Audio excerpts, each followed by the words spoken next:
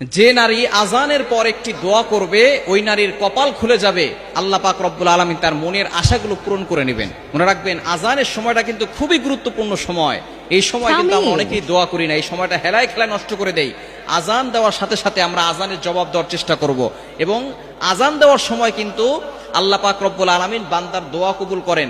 যখনই আজান দেওয়া হয় তখন আসমানের দরজাগুলো খুলে দেওয়া হয়, তখন বান্দার কথা সরাসরি আরশে আযিমে গিয়ে নক করে এবং আল্লাহ পাক রব্বুল আলামিন তার দোয়াগুলো কবুল করে নেন। অবশ্যই আমরা এই আজানের সময় দোয়া করব। নবীজি সাল্লাল্লাহু আলাইহি ওয়াসাল্লাম জানিয়ে দিয়েছেন, এবং আজানের সময় সতর্ক থাকাও দরকার।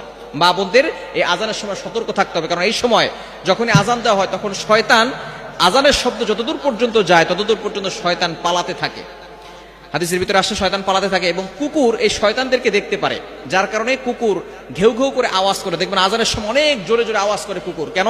তারা শয়তান দেখতে পায়, যার কারণে তারা এইভাবে আওয়াজ করে। এই সময় নারীরা